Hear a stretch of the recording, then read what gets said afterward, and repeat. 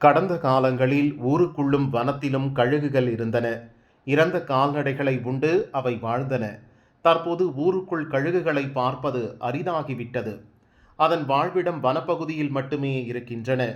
உருவில் மிகப்பெரிய பறவைகளுள் ஒன்றான இவ்வினத்தில் உலகில் 23 வகைகள் உள்ளன. ஆஸ்திரேலியா, அண்டார்டிகா தவிர மற்ற எல்லா கண்டங்களிலும் இவை காணப்படுகின்றன. இந்தியாவில் 9 வகைகளும் தமிழகத்தில் 4 வகை கழுகுகளும் உள்ளன. உலகளவில் உள்ள 23 வகை கழுகுகளில் இந்தியாவில் 9 வகை கழுகுகள் வாழ்கின்றன. சத்தியமங்கலம், நீலகிரி உள்ளிட்ட பகுதிகளில் வெண்முதுகு பாறு கழுகு, செங்கழுத்து கழுகு, கருங்கழுத்து கழுகு, மஞ்சள் முக கழுகு என 4 மட்டும் உள்ளன. இறந்த கால்நடைகள் அழுகி கிருமிகளை பரப்ப விடாமல் தடுப்பதில் பாறு கழுகுகள் முக்கிய பங்காற்றுகின்றன. அவை இறந்த கால்நடைகளை உண்டு சுற்றுச்சூழலை தூய்மையாக வைத்திருக்கும். வனத்தை தூய்மையாக வைத்திருப்பதில் கழுகின் பங்கு முக்கியமானது. கடந்த காலங்களில் லட்சக்கணக்கில் இருந்த இவ்வகை கழுகுகளின் எண்ணிக்கை தற்போது 100 கணக்கில் சுருங்கிவிட்டன. மடிவீக்கம், சுளுக்கு போன்ற நோய்களுக்கு மாடுகளுக்கு டைக்ளோஃபினாக் ஊசி மருந்து கொடுக்கப்படுகிறது. மாடுகள் இறக்கும்போது இவற்றை கழுகுகள் உண்டால் அவையும் இறந்து விடுகின்றன. இந்த மருந்து பயன்படுத்தவும் விற்கவும் தேசிய அளவில் தடை இருந்தும் சில வழிமருந்துகளில் இவை பயன்படுத்தப்படுவதால் கழுகுகள் அழிகின்றன. கடந்த 25 வருடங்களாக நான் பிணந்தின்னி கழுகு எனப்படும் பாறு கழுகுகளில் ஆய்வு மேற்கொண்டு வருகிறேன். இந்த பிணந்தின்னி கழுகுகளானது முன்பொரு காலத்தில் அதிக எண்ணிக்கையில் இந்தியா முழுவதும் காணப்பட்ட இந்த பிணந்தின்னி கழுகுகள் அழிவதற்கு காரணமாக டைக்ளோஃபினாக் காரணமாக அமைந்தது என்று ஆய்வுகள் நிரூபிக்கப்பட்டாலும் பிற ஆய்வுகளானது இந்த பாறுக்கல்லுகள் இல்லாத சூழ்நிலையில் இல்லாத காரணத்தால் மேலும் பல தாக்கத்தை சூழ்நிலையில் ஏற்படுத்தியது.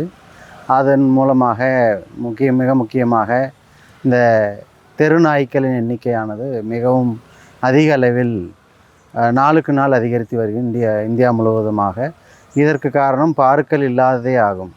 பாறுக்கல்லுகளானது இறந்த விலங்குகளை மட்டுமே உண்டு உயிர் வாழக்கூடிய ஒரு மிகப்பெரிய பறவை இனமாகும். அவை இறந்த விலங்குகள் மீது தடவப்படும் விஷத்தினாலும் அது அழிந்தது என்று ஆய்வறிக்கை நிரூபிக்கப்பட்டுள்ளது.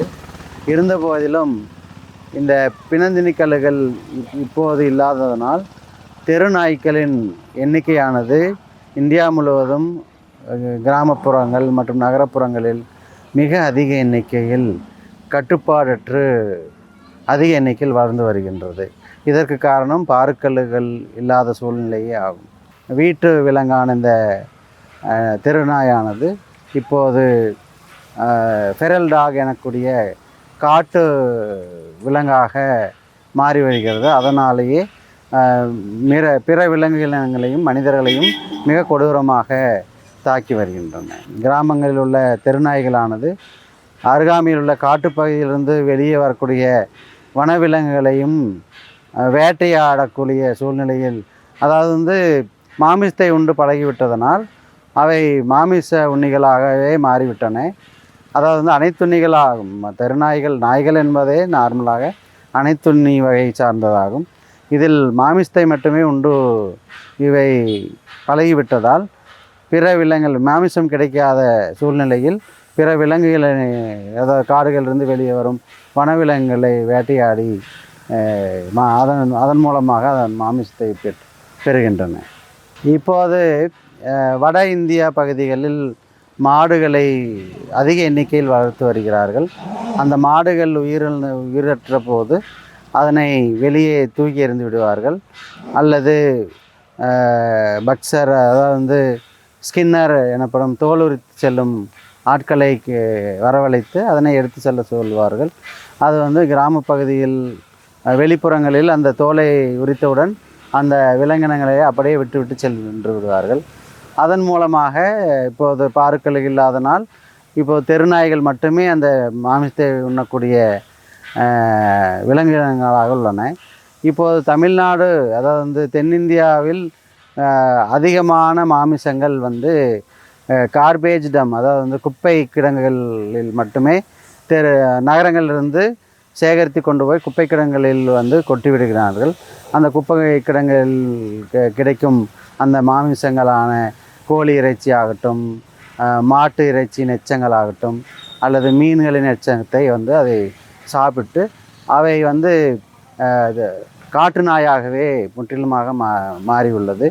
அதனால தான் காட்டு நாயாக மாறிவிட்டால் மனிதர்களை கண்டால் அவை தாக்கக்கூடிய கொடூர செயல்களில் ஈடுபடுகின்றன. குப்பை கிடங்களில் தெருநாய்கள் எண்ணிக்கை கட்டுப்படுத்துவதற்காக அங்கே குப்பை கிடங்கில் நாய்கள் புகாதாறு சில அமைப்புகளை முற்றிலுமாக வேலி அமைப்புகளை ஏற்படுத்த வேண்டும்.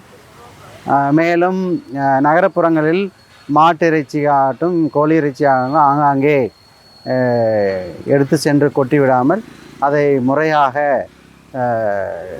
சேகரித்து அதனை வந்து குப்பை கிடங்களுக்கு அனுப்பி வைக்க வேண்டும். இல்லையேல் அந்த கோழி இறைச்சிகள் மூலமாகவும் அவைகளுக்கு சில வகை தொற்றுக்கள் ஏற்படக்கூடும். அந்த தொற்றுக்கள் மூலமாக அவைகளுக்கு ரேபிஸ் எனப்படும் ஒரு சில கிருமிகள் வந்து நாய்கள் மூலமாக மனிதர்களுக்கு பரவுகின்றன. ஒரு நாயானது வருடத்திற்கு 5 அல்லது 6 குட்டிகளுக்கு குறைவில்லாமல் ஈனுகிறது. ஆனால் பாரு கழுகுகளோ வருடத்திற்கு 1 முட்டைதான். அதுவும் நன்கு வளர்வதற்கான சாத்தியக்கூறு 40% மட்டுமே. இறைச்சிகள் அதிகமாக கிடைப்பதால் நாய்களின் உணவுக்கு பஞ்சமில்லை. அதனால் இனப்பெருக்கமும் அதிகமாய் உள்ளது. பாரம்பரியமாக பாரு கழுகுகளுக்கு இறை கிடைத்த வந்த இடமெல்லாம் நாய்கள் ஆக்கிரமித்து விட்டன. பாரு கழுகுகள் இறந்த உடலை சுத்தமாக உண்பதால் அதிலிருந்து நோய்க்கிருமிகள் வெளிவராது. வெறிநோய் தாக்கிய சடலங்களை உண்டாலும் நோய்க்கிருமிகள் தாக்கிய உடலை உண்டாலும் பாரு கழுகுகளுக்கு நோய் பரவாது. இதனால் நோய்க்கிருமிகள் பரவாமல் தடுக்கப்படுகிறது. ஆனால் நாய்கள் மிச்சம் வைத்து உண்ணும் உணவால் நோய்க்கிருமிகள் ஏற்படுகிறது. அவை நீர்நிலைகளில் தண்ணீர் குடிக்கும்போது நோய்க்கிருமிகள் பரவுகிறது. நாய்கள் மனிதர்களை சார்ந்து வாழ்வதால் நோய்க்கிருமிகளும் அதிகம் பரவ காரணமாகிறது. பாரு கழுகுகளை காப்போம், இயற்கை சூழலை மீட்போம்.